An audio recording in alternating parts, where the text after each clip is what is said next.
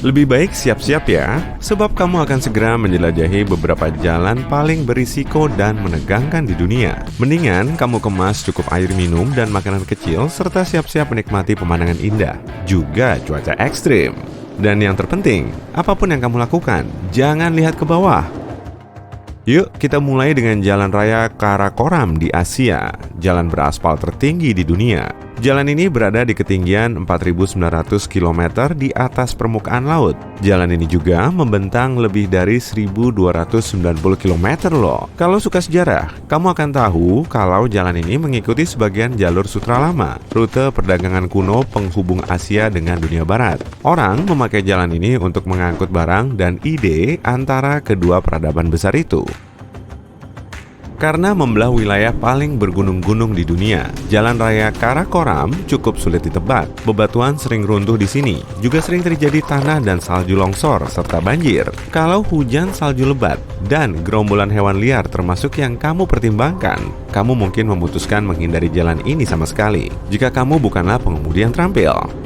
Bukan penyuka badai juga. Ya, kamu beneran nggak seharusnya ada di sini. Percaya deh, konstruksi jalan ini dimulai tahun 1960-an dan jalan ini menjadi atraksi wisata populer hari ini. Karena ketinggian dan kurangnya penghalang jalan, banyak juga pengunjung yang mabuk ke ketinggian di sini, yang membuat berkendara justru makin berisiko.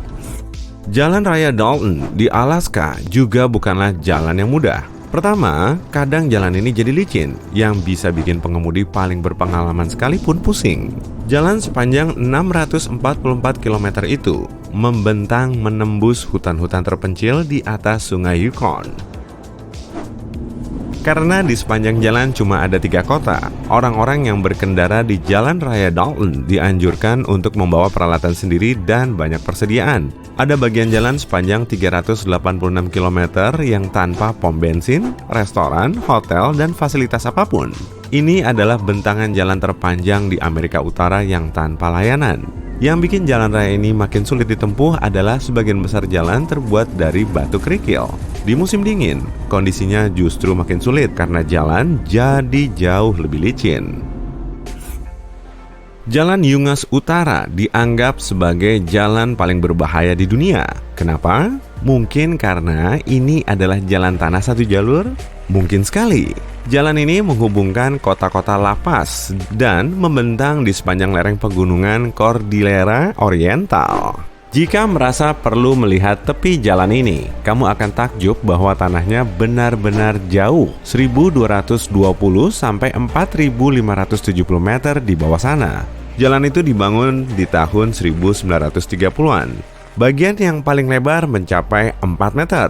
Nggak cuma itu, orang-orang yang berkendara ke sini seringkali harus menghadapi kabut tebal, hujan deras, dan bahkan sesekali batu yang jatuh. Belum lagi daya pandang terbatas serta lebih dari 200 belokan tajam.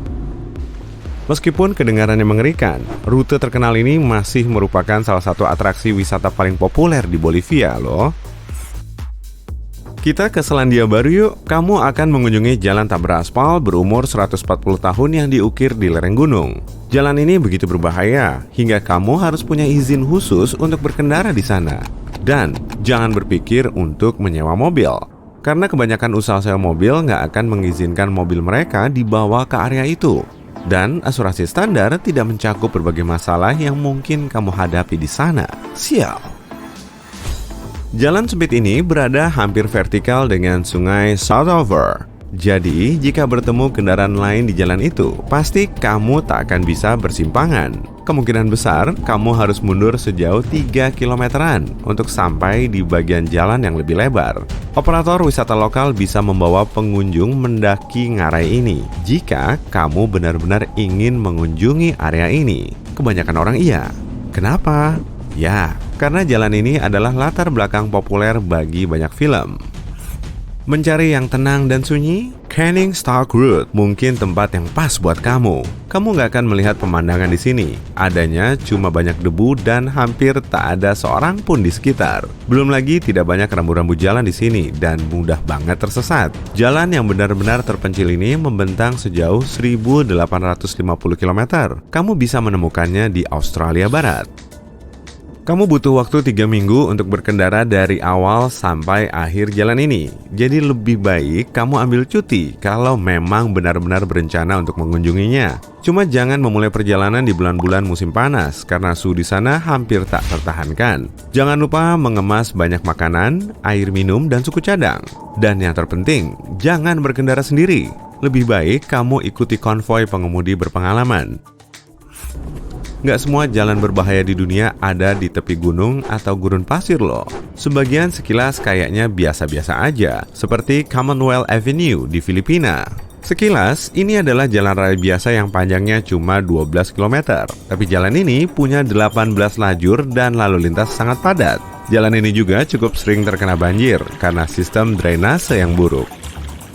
Dan karena sepeda motor serta pejalan kaki sering menyeberang jalan di tempat-tempat paling tak terduga.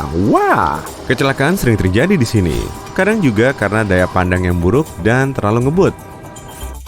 Nah, yuk sekarang kita ke Bayburt Off-Road di Turki. Tapi kamu beneran harus menghindari jalan ini kalau kamu takut tanah longsor atau pernah kena vertigo.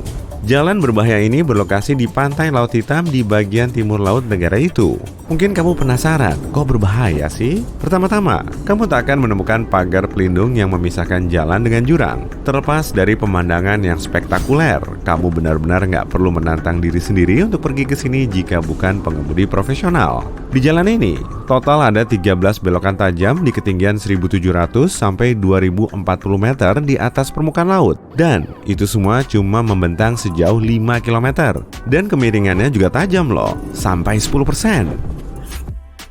Maroko memiliki jalan mengerikannya sendiri, namanya Tizenetes Pass. Ini adalah jalan sempit berliku yang melalui pegunungan Atlas. Jalan ini dibangun dengan meledakan batuan gunung di tahun 1920-an. Sekali lagi, ini adalah salah satu tempat yang harus dihindari jika kamu takut ketinggian dan jalan curam. Tapi jika bisa mengatasi kondisi sulit ini, kamu akan disuguhi pemandangan menakjubkan. Di sepanjang jalan juga tidak ada pagar pengaman. Jadi, sebaiknya berkendara di jalan ini di siang hari ketika keadaan terang. Di musim dingin, tanah dan salju longsor adalah kejadian sehari-hari di sini. Ingat ini, kalau mobilmu tidak siap untuk cuaca semacam ini. Atlantic Road di Everøy, Norwegia bisa menyuguhkan pengalaman 3D yang sebenarnya kepadamu. Jalan ini berliku melalui sekelompok kecil pulau indah di negara Eropa Utara ini. Tapi, meskipun indah, ini adalah salah satu jalan paling berbahaya di Norwegia. Kenapa? Karena terkadang jalan ini membuatmu merasa berada di roller coaster dunia nyata. Di jalan ini ada banyak tikungan dan belokan. Kamu juga harus siap menghadapi cuaca buruk yang sering terjadi. Mungkin itu sebabnya visibilitas di sini sering berkurang. Terlebih lagi, jika harus berkendara di jalan ini saat badai, kamu harus berhadapan dengan angin kencang sekaligus gelombang tinggi. Kita lanjut, jalan ini sering disebut sebagai jalan terbaik di dunia oleh penyuka mengemudi. Tapi kenyataannya, jalan ini tidak cocok bagi mereka yang lemah jantung. Transfiguration adalah sebuah jalan di Romania, dan mungkin ini jalan paling terkenal di negara itu. Jalan ini berkelok melalui sebagian pegunungan tertinggi di negara Eropa Timur ini, Pegunungan Figueres. Kamu tak akan bisa berkendara di jalan ini dari akhir musim gugur sampai akhir musim semi, sebab ditutup untuk umum karena seringnya turun hujan salju lebat. Di musim panas sekalipun, jalan ini tutup dari jam 22.00 sampai 06.00 untuk keselamatan. Kamu bukan penyuka beruang. Kalau gitu, lebih baik hindari jalan ini karena beruang sering muncul di lokasi ini. Hewan ini nggak berbahaya jika kamu enggak berinteraksi dengannya, mengulurkan tangan, atau menawarinya makanan. Dia kan udah beruang.